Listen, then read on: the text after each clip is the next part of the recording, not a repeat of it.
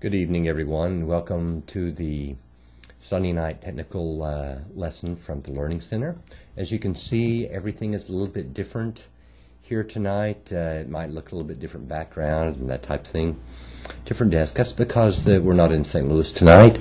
We're at our friend's facility in New York City, and we're going to be doing the lesson from here.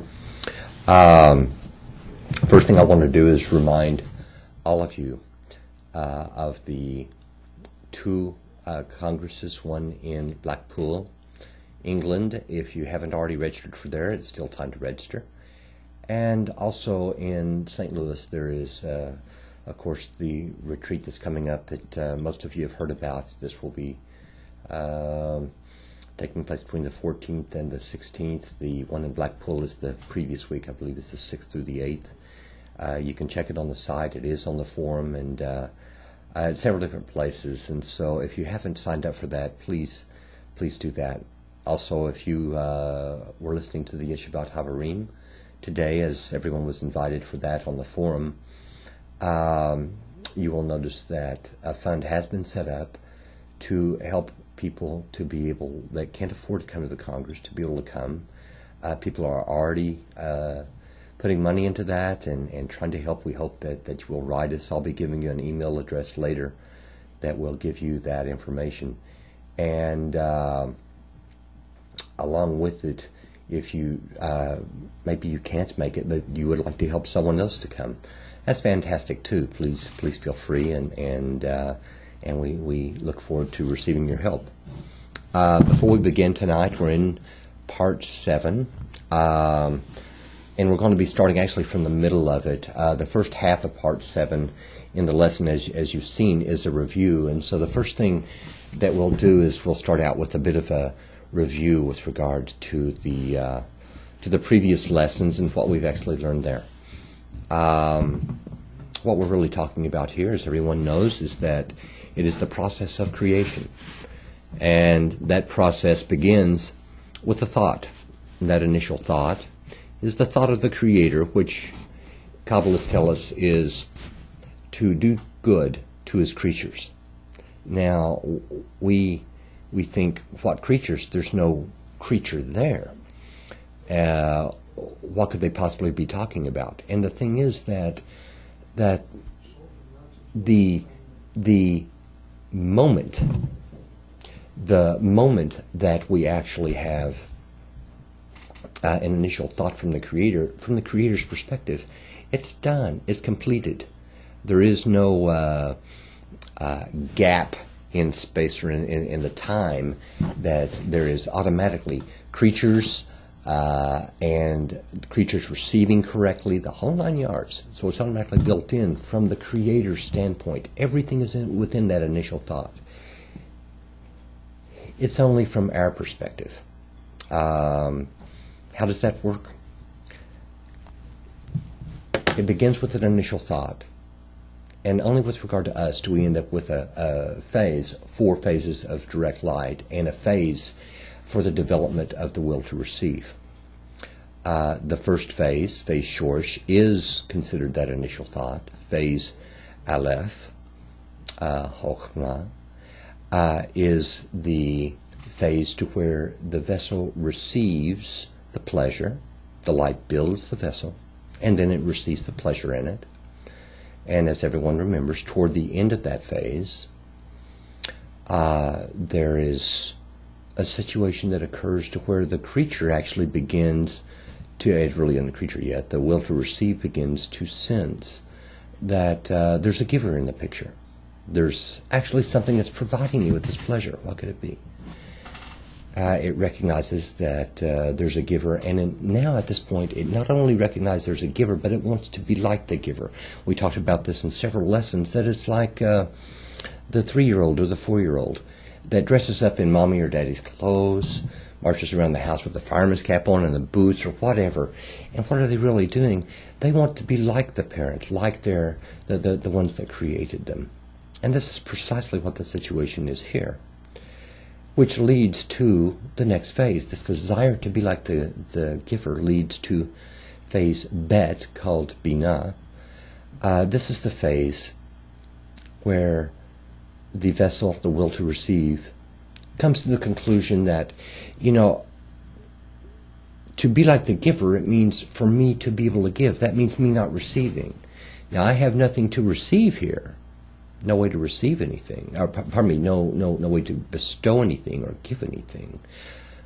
But I can do the next best thing. What's the next best thing? Not receive a thing. Nothing. Zero. I won't receive anything. And that's exactly what it does. It's trying everything it can to be like the giver, and the only problem is it's a will to receive. It's designed to receive something. And so what can do that's closest to it? It cannot receive. But toward the end of that phase, something else is going to happen. It's going to realize, wow, you know, I am a will to receive. There's absolutely nothing that I can do here to change the fact that I'm a will to receive.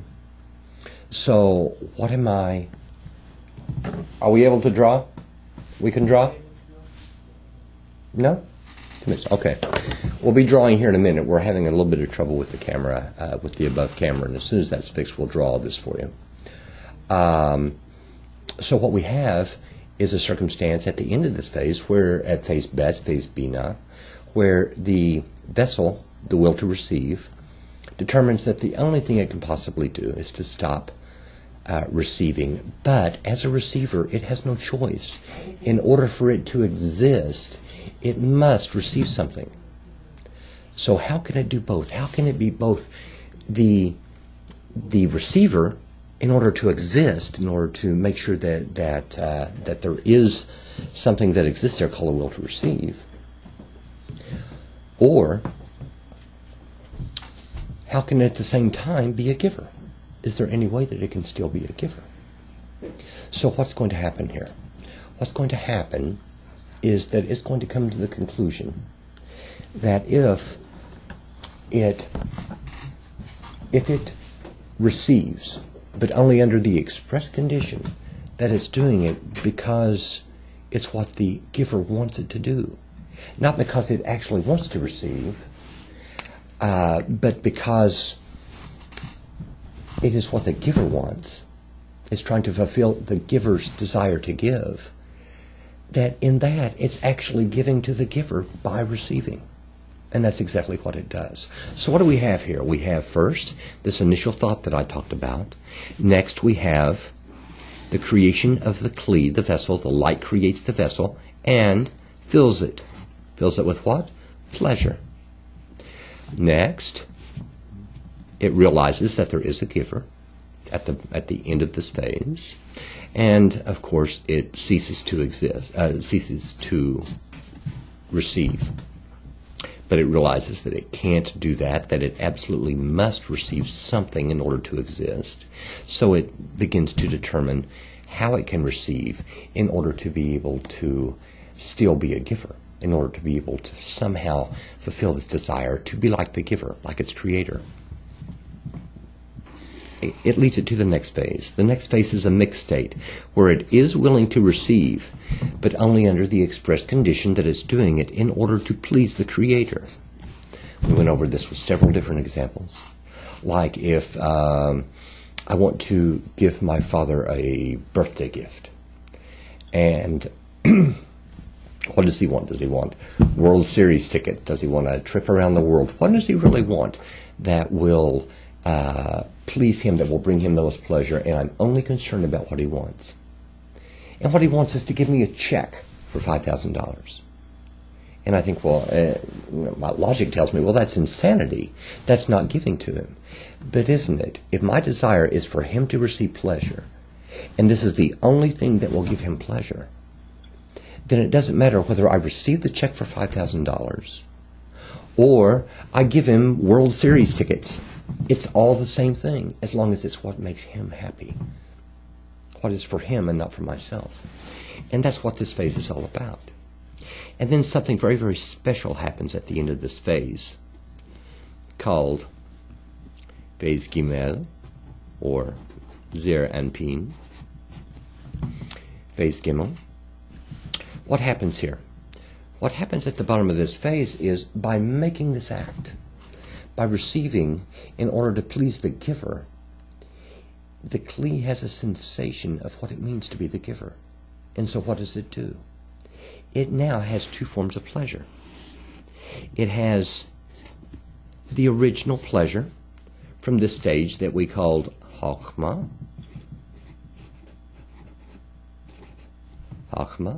or if we use the same terminologies down here, Aleph, phase 1, which is the letter Aleph in Hebrew.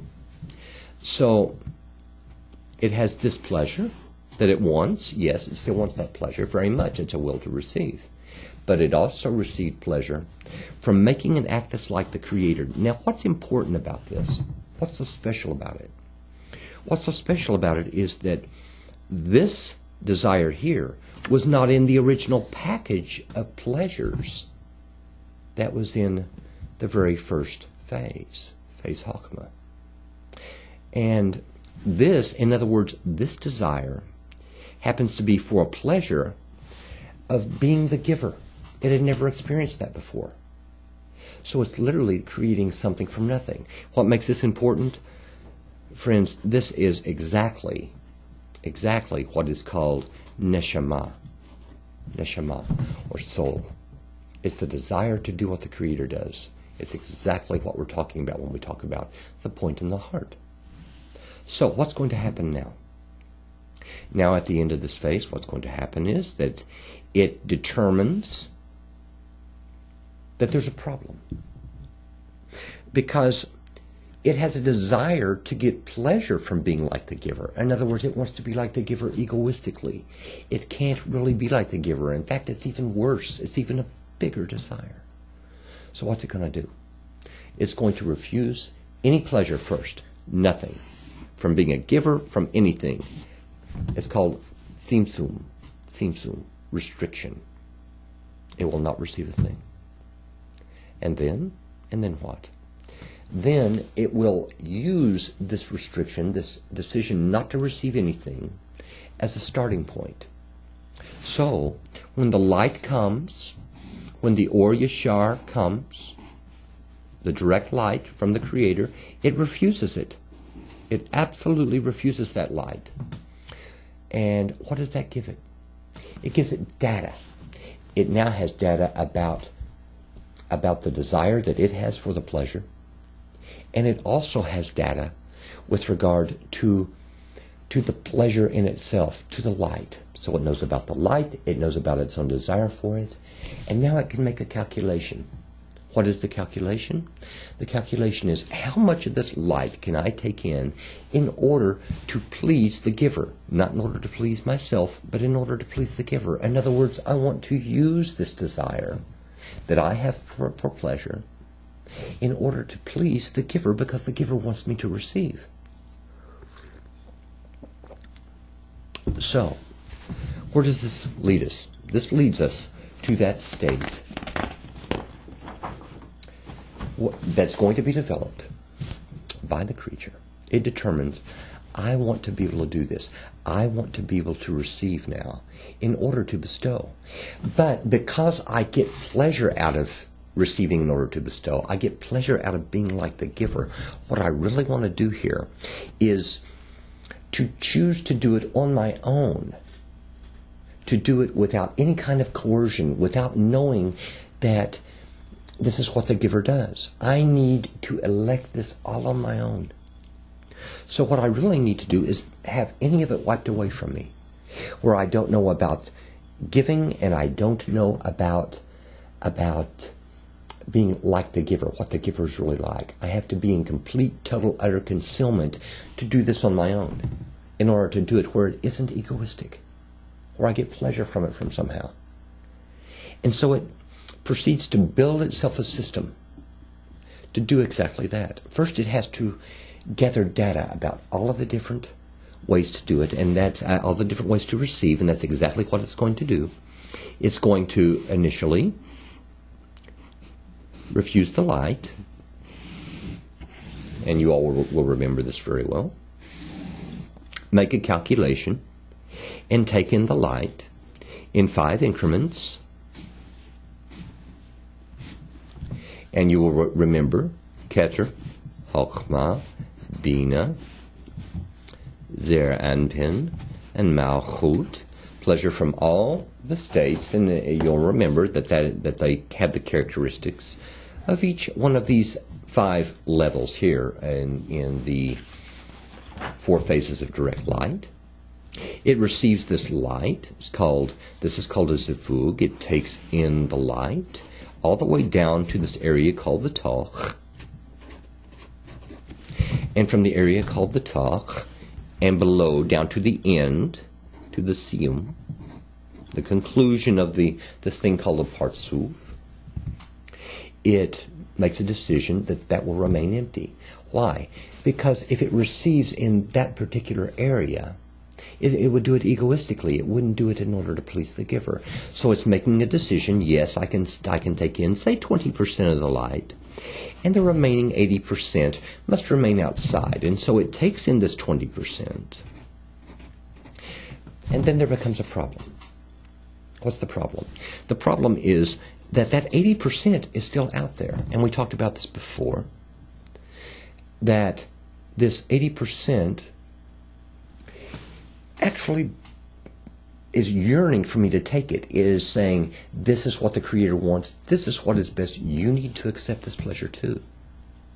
And the vessel knows, I can't do it. I cannot take that light. If I take that light, it's going to be egoistic, and that is against what I want to do. Because it's like, as we mentioned before, it's like the bag of potato chips that's sitting on the desk in front of me. Yes, I can eat that one potato chip as long as my friend puts it on the desk and then walks off with the bag. But if they put the potato chip on the desk and I eat it and I said, oh, thank you very much, that was really good, and then they turn around and set the bag of potato chips back on the desk and walk away, now I'm no longer going to eat those potato chips because my friend left them. I enjoyed the taste of that, and there's a bunch more pleasure staring at me. I'm going to rip the bag apart, and I'm going to shove the potato chips down my gullet and enjoy them. So what's going to happen here? What's going to happen is that this light is going to leave in increments. In other words, the partsuf is going to say, I've got to get rid of this pleasure, and it's going to do something called purify. And then it's going to say, you know what, I'm going to try with less light. It's going to purify, and it's going to do it on the next level. It's going to drop down one level and take in the light again. Of course, we know that this area is called the pay, and the light, the level that it drops down to, the pay is going to drop further down. Now, and so what's going to happen? The same thing. It takes in the light, and it turns around and it rejects it. And it all happens again. And we go through this phenomena, actually, 5 times.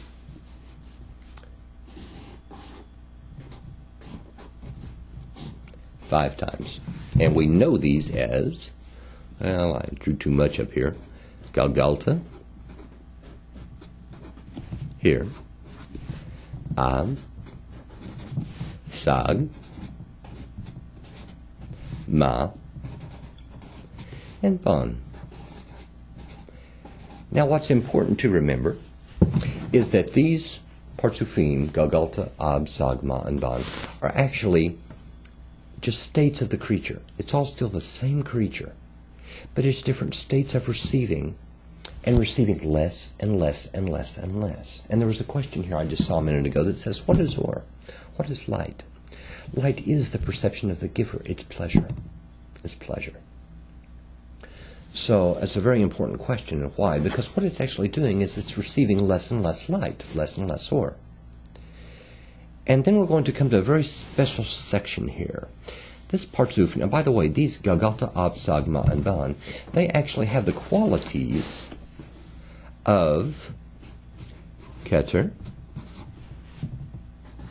the state, Chokmah, Binah, Zer Anpin, I'm not going to write it, Zer Anpin, and Malchut, which are, if you think about it, different desires of reception, different ways to receive. So, we have Galgalta that's like Keter, Av that's like Chokmah, Sag that's like Binah. Why is that important? What makes this important? What makes this important is that once we get to this particular parsuf, this thing called Bina, Sag, as the light exits, it purifies itself in 5 stages, you will remember. And those phases are 4, 3, 2, 1, and 0. But as this is withdrawing, there are small parsufim, there are small zivugim on what's called interim parsuf. An interim parsuf is a parsuf within a parsuf. A zivug is occurring as the light is being withdrawn from each level. So it's a zivug on a certain level, a coupling of light on a certain level. And we all know, in the review as well, that there comes a point here to where this desire is going to have a very given quality. Now you remember that Bina has 2 qualities. One's called Hidlabshut and one's called Aviut. Hidlabshut is the quality of the light, which is 3, and the quality of the desire, which is 2. What is the quality of 2?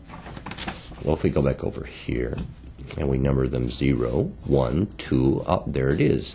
And what is that quality? That quality is only a desire to give. Only a desire to give. So in this phase, the parsuf has only a desire to give. And as this light is withdrawing out of the parsuf, as it's slowly exiting, it reaches a point to where both the desire and the light have qualities of 2, or a bestowal. And at this point, the creature says, whoa, wait a minute, this is perfect. Couldn't be better. What a wonderful situation. I have a desire to give here, that's what the desire level is, and light that fills that desire to give. It matches it perfectly. Couldn't be better. This light I can send underneath here, underneath this thing called the tabur. This line here that divides the talk section, the talk, and the sof, this tabur. And tabur, as you'll remember, it means navel or belly button.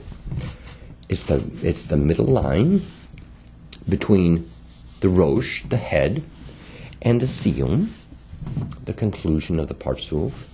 And so it's going to send light underneath the tabur and build a parsuf. And this parsuf down here is called Nekudat Sag. Nekudat, because these individual zivugim are called Nekudat. The individual parsuf, that is, as the light is withdrawing, it's called a Nekudat, if you'll remember that in the review. So, what's going to happen here? It's going to build a parsuf below the tach, from the tabur down to the siyum, and it is going to have all 10 spirot, and you'll remember why. Keter, Chokmah, Bina, Hesed, Gevurah, Tiferet, Netzach, Hod, Yisod, and Malchut. Now you will also remember that this down here is this area of Malchut. We have Netzach, Hod, Yisod, and Malchut of the 10 Sfirot of Calcutta. So these are all the vessels of reception, serious vessels of reception, stronger than a person in corporeality can even imagine. And what's going to happen is, once that parsuf builds down here, Malchut, which is that stern judgment, I will not receive, except only under the express condition that it's in order to bestow the giver, is going to say, wait a minute, this isn't going to work. I can only receive down to this level, and so this Malchut quality is going to come right up to here and plant itself, and make a restriction there called Tzimtzum, except this is the second restriction. And it's going to stop receiving anything below there. Now we'll take a few questions here and see if we can answer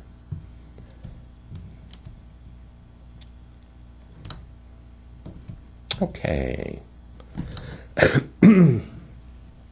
Hello, Mike. Is there egoism in the upper worlds also? You bet there is, Anil. This is Anil from Trinidad. Anil, there is very, very strong egoism, much stronger than here. What is it for? It is to use the Creator for pleasure. To actually use the quality of bestowal for one's own pleasure. There's another word for it. It's called klipot. Nathan from Dulac, I'm not sure where that is. How many breakings do we go through? Is the breaking of the vessel the same as dying to self? No, it isn't. What is the, how many breakings? 2. There's going to be one in Nikudim, the world of Nikudim, which is what this is going to turn into. And there's going to be one later that you're going to know very, very well, Nathan. It is the breaking of the vessels in the world of Absolute. And you actually, it's in a partsuf called Adam Harish.